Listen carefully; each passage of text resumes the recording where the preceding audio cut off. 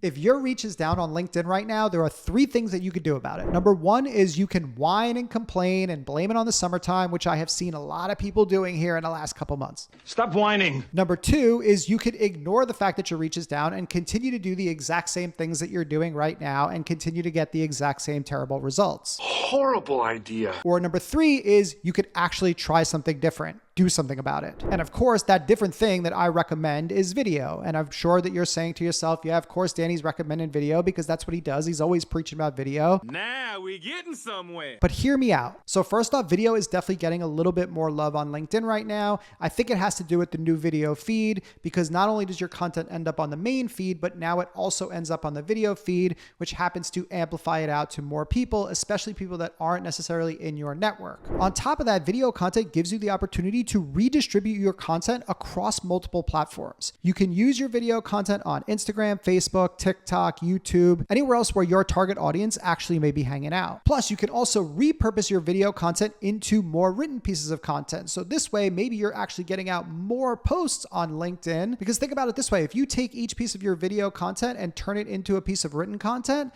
then you are actually getting more posts on LinkedIn. So maybe you're able to post 7 days a week instead of 5, or maybe you're even able to post twice a day instead of once. Oh, but Danny, what about an email newsletter? I feel like I should be getting on that. Yeah, you should, but use your video content to fuel your email newsletter. I record one long form video for YouTube every week, and I actually repurpose that into a written piece of content which goes out as my newsletter. I'm not telling you to completely change your strategy. I'm not telling you to get rid of things that are already working for you. What I'm saying is consider adding video into your arsenal, and I promise you that you won't regret it. And if you want to create high quality video content in a very short period of time, and then use that content to amplify your voice on this platform, holler at your boy because that's what I do. See ya.